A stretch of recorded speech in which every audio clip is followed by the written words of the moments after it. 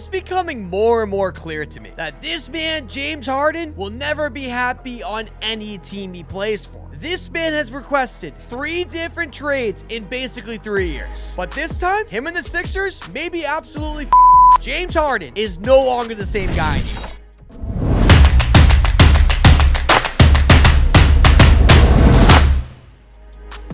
He's still a nice piece and probably can help a team win, but he thinks he's still that dominant player he once was, and he's not. So this recent trade request from the 76ers won't hold as much intrigue throughout the league because, like I said, he's not the guy like he used to be. And once he calls out the 76ers GM Daryl Morey unprovoked at a camp in China, things get a little messy. Daryl Morey is a liar.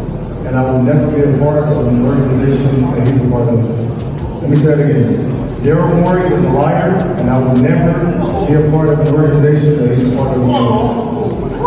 Well, okay then. The man says it twice if he didn't hear him correctly. And the reason why James Harden actually said this was because Adrian Wojnarowski tweeted, per ESPN sources, the 76ers have ended trade talks on guard James Harden and plan to bring it back for training camp for the start of the season. The Sixers had periodic offseason conversations with the Clippers, Harden's desired trade destination, but no traction on a deal materialized. Then following the reaction from Harden, Woj spoke about it on ESPN. This battle has been going on largely behind the scenes all summer, really from the day that James Harden picked up his player option on this season instead of declining, going into free agency and negotiating a new longer-term deal with the Sixers. He did not at that time have confidence that he would get the kind of offer he'd want from the Sixers long-term. And when he opted into the deal, said that he wanted a trade, he wanted one to the Clippers. Now the Clippers, listen, they would love to trade for James Harden. Their president, Lawrence Frank, Daryl Morey, they talked multiple times this summer about potential deals, but the Sixers' asking price was high. It's remained high. LA really doesn't have the assets to get that kind of a deal done to pair Harden with Kawhi Leonard, Paul George. And so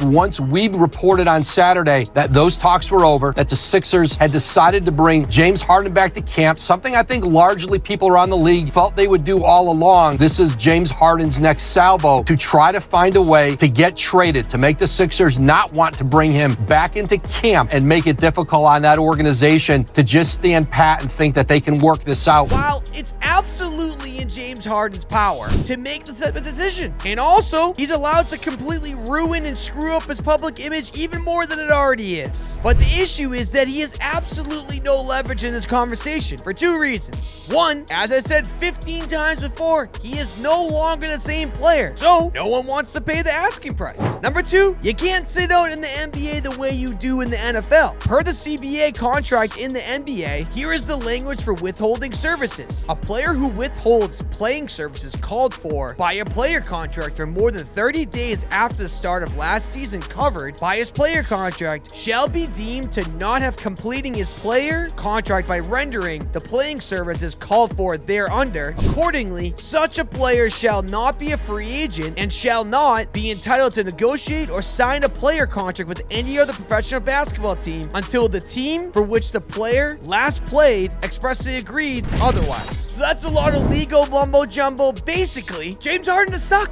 It's almost like these players don't read contracts before they agree to them. It's insane how these types of things happen all the time. And another thing is, James Harden's not the only party that's absolutely stuck in the situation. The Sixers are also stuck because, like I said 15 times, no one wants James Harden at his current asking price. And honestly, I'm not even sure the willingness of these teams to trade assets for a player like Harden, because he could pull something like this with them. Why would they want to trade things for a guy that could just be like, you know what, I'm done, I'm out? And many believe this whole entire Harden situation can only get worse. It's likely to get more ugly out of spite. No one's going to want to pay the level of players Morey wants for James Harden, and Morey, I'm sure, will be glad to keep James Harden sitting there rather than giving away for less. So basically, both the team and James Harden do not want to work together and come together for a solution. They just want to completely screw each other over. And per reports, it's business as usual in Philly. Sources: Daryl Morey is unmoved by James's comments. He's holding firm in his stance that he will not not trade him unless it makes the Sixers a better team. Meanwhile, I'm told James's agent advised him against him making that statement. This is going to get nasty. But at the end of the day, James Harden is a professional at forcing his way out of a team. He knows exactly what he's doing. And never forget when he said this, when he wanted to get traded out of the Rockets. And I can imagine that this Daryl Morey situation right here, when he calls him out at a camp, is similar to the one when he ended his tenure on Houston. We're just not good enough. Obviously, chemistry, talent-wise, just everything. And it was clear. I literally done everything that I can. The situation is crazy. You know, it's something that I don't think can be fixed. So if anyone wants to get out of a brutal situation that they caused, it would be James Harden. That's it, y'all. If you enjoyed this video, make sure you like it, make sure you comment, and obviously subscribe. We're doing a lot more of these, and that's it. Enjoy the rest of your day. Talk to you guys soon.